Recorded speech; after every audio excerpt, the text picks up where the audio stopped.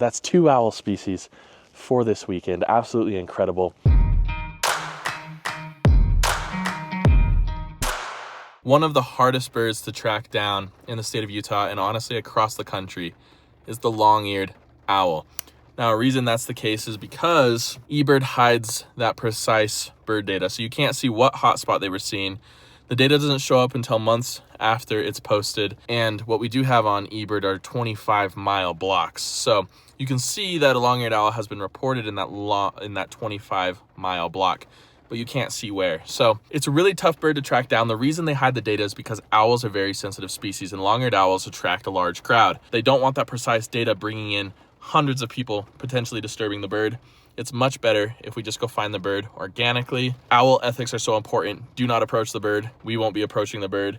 We'll be staying our distance. So let's see if we can find this incredible bird in this bleak, rainy weather, and what other birds we can find along the way. All right, so my first stop is the middle of nowhere. Again, I'm gonna keep most of this stuff undisclosed just to try to protect the owls as best as I can. Again, also too, I don't know where to go exactly for these long-eared owls. There's a 25-mile radius.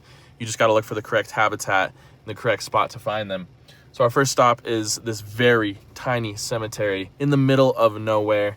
And there's a good amount of trees here to provide some shelter for long-eared owls. They like to live on edge habitats in dense forest on the edge of open areas. So the cemetery is kind of perfect. There's actually some dense trees here for them to gain shelter, and then also fields full of sagebrush and stuff. So hopefully we can find some here.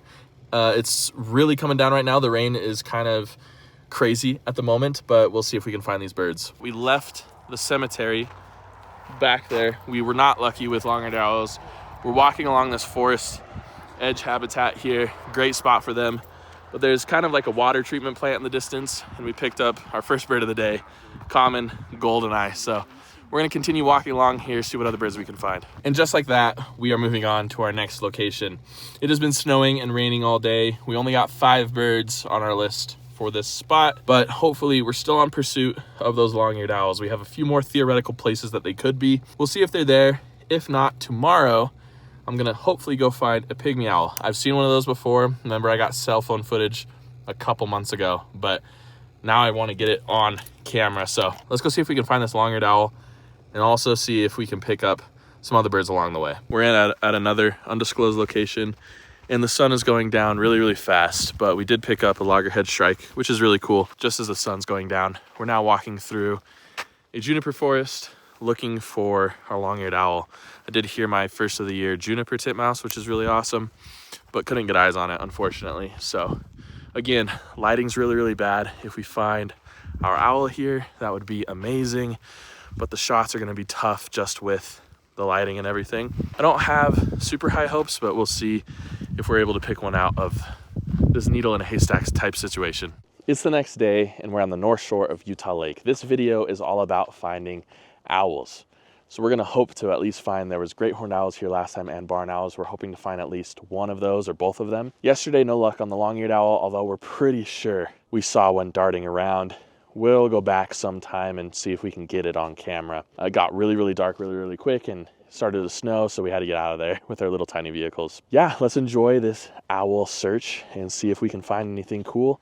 Later in the video, we're gonna go look for a northern pygmy owl, which would be a first for the channel, so stick around to see if we can find that as well. It didn't take very long, but Peter found the great horned owl perched up in a tree.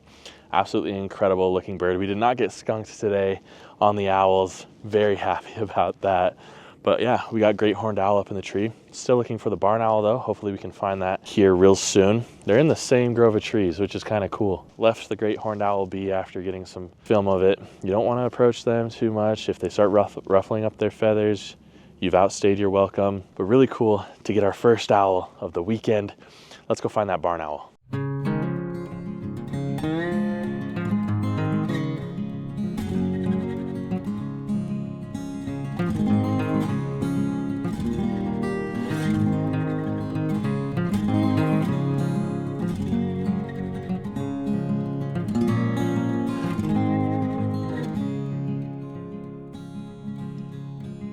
Just picked up The barn owl, Peter and Caleb spotted it again. I don't know what I would do without these guys. It's like picking a needle out of a haystack.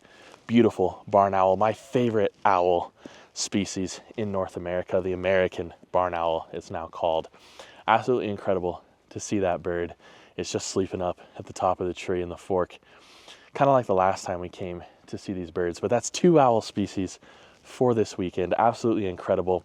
We're still gonna go look for that northern pygmy owl later today, so stick around. Hopefully we can find that, and then possibly a western screech owl. We'll see if we can get those on the list. But it's been a fantastic weekend of owls so far. I'm back with Caleb. We're somewhere looking for northern pygmy owls. The strategy here is just to walk up and down this road and look for little puffballs. No luck on our first lap down the canyon, unfortunately, in finding the northern pygmy owl. However, we did see a golden eagle fly over. Pretty cool to see those birds. They're never really close to get amazing shots of them, at least for me, but we did get it on camera, so that counts for something. It's super dead here at the moment. Not a lot of birds going on, but really crossing our fingers for those pygmy owls. We'll see if we can find them.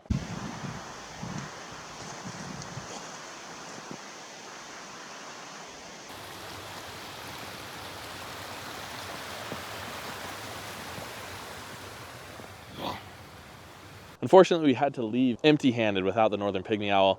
Just know that I'll be heading back sometime with Caleb to see if we can find them, because they're there for sure. Now we're at a park in Provo, and Caleb's seen screech owl and sawa owl here at this park.